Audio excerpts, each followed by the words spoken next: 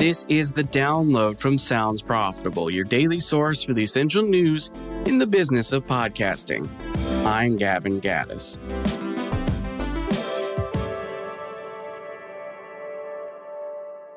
Here's what you need to know for Thursday, February 19th, 2026. First up, Apple Podcasts video and why stools beat couches.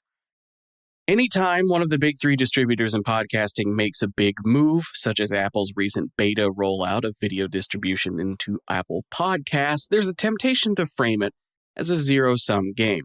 Platforms will chase each other. Tom Webster proposes it's more of a benefit for the entire field. 2025 podcast landscape data shows nearly 80% of Apple Podcast users expect their podcast to be audio first. Which makes sense. YouTube started as a video platform, Spotify started with music, and Apple Podcasts started with audio podcasts. The landscape also shows 42% of Apple video podcast consumers spend more than half of their time watching video instead of audio. That's a sizable baked-in audience of people who already want video. Apple bringing video to Apple Podcasts isn't an instance of converting new audiences, it's connecting the plumbing to better serve existing ones. Then there's the existence of video elsewhere as a promotional tool. Audiences who see a clip of a podcast elsewhere naturally will go to add it in their favorite podcasting app. For Apple users, that might mean they go to search for a podcast that's distributed as video on YouTube and Spotify, but all they find in Apple Podcasts is an audio feed, or worse, nothing. With this upcoming Apple Podcast update, all three major podcast platforms, with their respective different audience compositions, serve as on-ramps for people new to podcasting. Instead of a zero-sum wrestling game between three companies, it's an overall wider funnel for the medium of podcasting itself.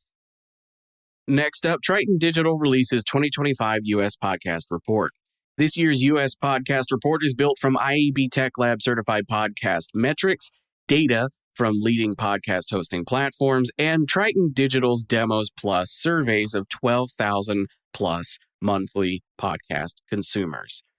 Reach continues to grow across demographics, with the report finding listeners over-index in 18 to 34-year-olds, college graduates, high-income households, and diverse audiences.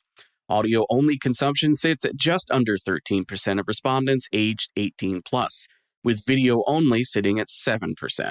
Format consumption preferences do vary by genre as well. For primary audio consumption, science, history, fiction, arts, and true crime score 58, 56, 54, 51, and 50%, respectively. Meanwhile, music gets 34%, sports gets 32%, kids and family gets 31%, and comedy gets 30%, with news also scoring 30% for the video-only consumers. Music ranking highly with video podcasting tracks, given the audio podcasting world has long faced licensing issues with video creators having historically had more leeway with music content. Next up, programmatic's next era, clarity is the new currency. Illumin VP of Design Ray Oster has an op-ed discussing 2026 expectations for programmatic marketing.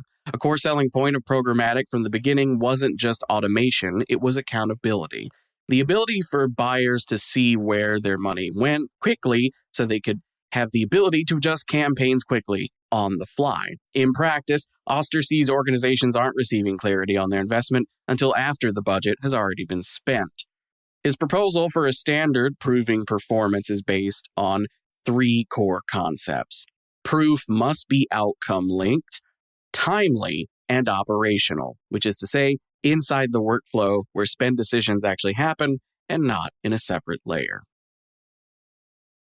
Now it's time for partner highlights. I've got two for you today, actually. First up, Thomas DiNapoli, VP Head of Sales and Underwriting at APM and NPR. 2 weeks ago, Thomas made a post about his experience working alongside colleagues at Minnesota Public Radio, NPR News, and American Public Media to meet demand as the world looked to Minneapolis. In this interview I've just published today, Thomas discusses the process of setting up a business environment where journalists can do their work and the business side can get those ads filled on time. In addition to that, I've also got an interview with JAR Podcast Solutions co-founder Roger Nairn. where he opens up about his new show, Dead Dads. As the title implies, the podcast is built around inherently heavy subject matter, but Roger finds a comedic angle as he builds a place where men can feel comfortable openly processing their grief. You can catch the full interview to read Roger's expectations for the podcast, the community he seeks to build with it, and his experiences getting to step back in front of the microphone again. As for the rest of the news, The Hollywood Reporter covers cable news company MS Now's new deal to air weekly Crooked Media podcast compilation highlights in a Saturday 9 p.m. Eastern Standard Time's time slot. Co-Host has rolled out a new integration with Salesforce, allowing users to sync podcast data to their CRM. Brian Morrissey reflects on the negative audience reception to AI company ads during the Super Bowl, and patterns that Morrissey sees indicating the old media gatekeepers are to blame mentality doesn't really hold water anymore. AdWanted UK has announced the News UK Octave platform is now selling audio inventory through UK radio trading and accountability system JET or JET. The Road Trippin' Show has signed an exclusive partnership with Backyard Ventures in collaboration with Rain Delay Media. Yes, I did just say collaboration. I'm leaving it in. The former will rep the show for premium brand partnerships across the podcast, YouTube, and social, while the latter will manage production, distribution, and digital strategy. Nielsen's latest edition of their monthly report, The Gauge, finds YouTube is the top platform for streaming viewership at 12.5%. Published Press notes this January data marks the third consecutive year YouTube has sat in that top monthly spot. And Mumbrella has a new piece in which Spotify and several video podcasters seek to change the Australian podcast ranker to also incorporate video podcast stats. I go through the links quickly, so remember, you click the one link in your podcast show notes, which will take you to today's episode post on soundsprofitable.com, where you can find every link to everything I just talked about. The download is written and produced by myself, Brian Barletta, and Tom Webster. For Sounds Profitable, I'm Gavin Gaddis, and I'll see you tomorrow morning for the download recap.